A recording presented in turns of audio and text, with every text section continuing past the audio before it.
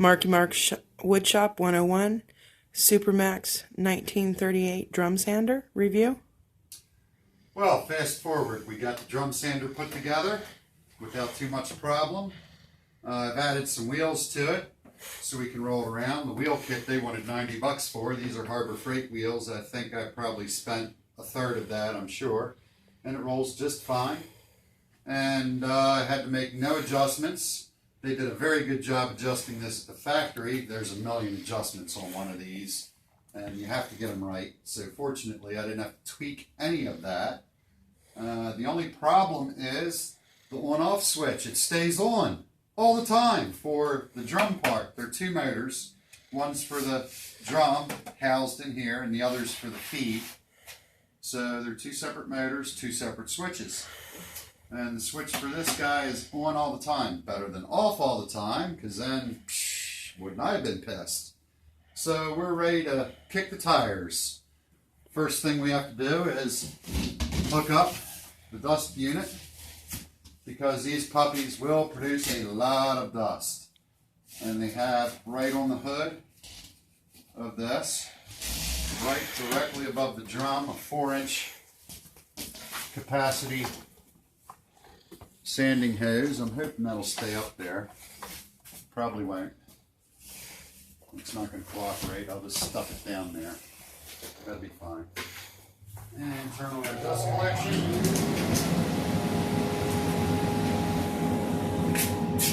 Safety glasses. And we'll start it up, half of it. So the drum's spinning now. And I'll start the belt feed, which is controlled here.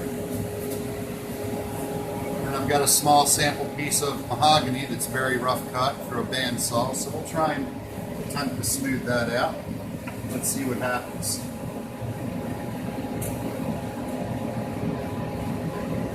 Find the sweet spot here where it touches. Not quite there.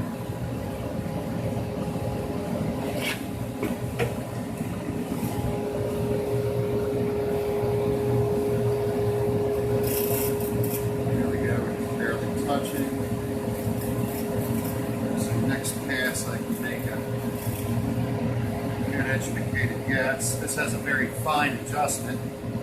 I'm going to take off a 64th of an inch in this pass. It's barely hitting it.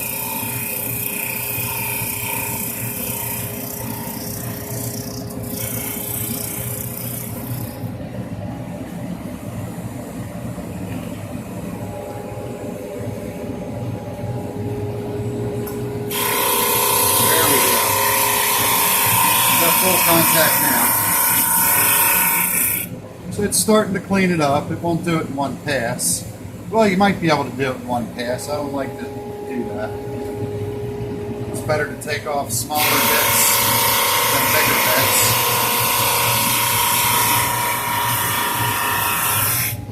So it's cleaning it up pretty good. One more pass ought to come out nice and pretty.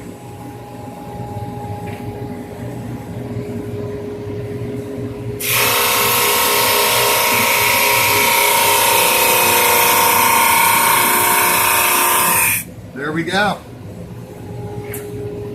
Did a very nice job. There's rough sandpaper in there now. And let's try the other side. May as well make both sides look pretty.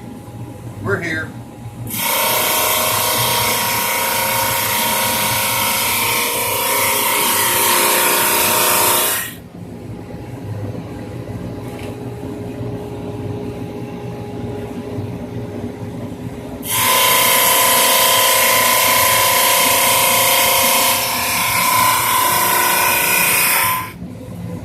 So there we have it. That's what the drum sander does. So positives about this machine? Positives about the machine, it seems to be very well made. It's sturdy. It's got a very heavy cast iron base. Turn off the dust collector. That's sucking up 220 juice. the drum sander, you only need 110. One of the things that kind of irks me with drum Positives? sanders. Positives for a second. Oh, geez, you want to stick with the positives. So it's a very nice machine. It was very easy to set up. It seems to be quality made. Very quiet unit. The adjustments all work very nicely. Good ergonomics, easy to reach everything. The adjustment control is here. The switches are here. So I can stand here and feed whatever through and make my adjustments as I go. So it's very easy to use. The sandpaper I have not changed, but I have the previous unit I had. This pops open. This is metal. All the other brands are plastic. So there's the drum and the paper. So to make a change, there's this little clip here.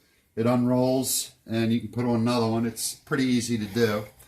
And one thing with these units, they're spinning very fast, so they clog up the sandpaper quickly. And you need a cleaning stick. That'll take that and clean it up so the sandpaper will last a long time, because the paper's a little expensive. They run about 13 bucks a roll. This is like the crepe of a sole of shoes, if they still use crepe. So if you find an old shoe, this stuff works great. And that'll clean it right up. These will last a lifetime, one of these sticks. And that'll work on any sandpaper. If you've got belt sanders, disc sanders, what have you. They're wonderful. So I can't think of anything else to say. You have a nice little shelf. Huh? You have a nice shelf. Yeah, well, it's the open stand model. Again, the closed wasn't available, so you got a place to store your paper and stuff. The downside of that is it's going to collect dust since it's wide open, not necessarily from this unit, but just everywhere in the shop. It's a wood shop. There's dust. Deal with it. The only other downside is... We're thinking about positives. I'm through with positives. Okay. I don't know what else to say about positives. It's a sander, it sands. So, you know, the downside, other than the stand, I wanted the closed one just for dust. One of the things about all these drum sanders, I said before, they have 2 motors, which means you have, you guessed it, 2 cords. Why couldn't you combine them? And the really weird thing about this unit is one of the cords is only less than 2 feet long. So that kind of surprised me. So unless you're like right next to the outlet, you need an extension cord. Fortunately, I had one with the 3 prongs on it that I can plug in and use. That's nice. And we also have to invest in another tablecloth from the dollar store. As you know, I like those. So this came like in a really big plastic bag, but I'm thinking that may not be a good thing. I'm getting condensation in here with the environment, so that's not a good thing. I'm going to wind up having to insulate the walls just to cut down on that problem at some point in the future. So there you have it, a review of the Supermax 1938 drum sander.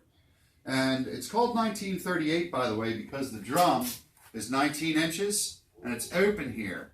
So I could do something like a tabletop 38 inches wide, do half of it, flip it around, do the other half. So it has a 38 inch total capacity. So that pretty much wraps up the review. Marky Mark Extraordinaire.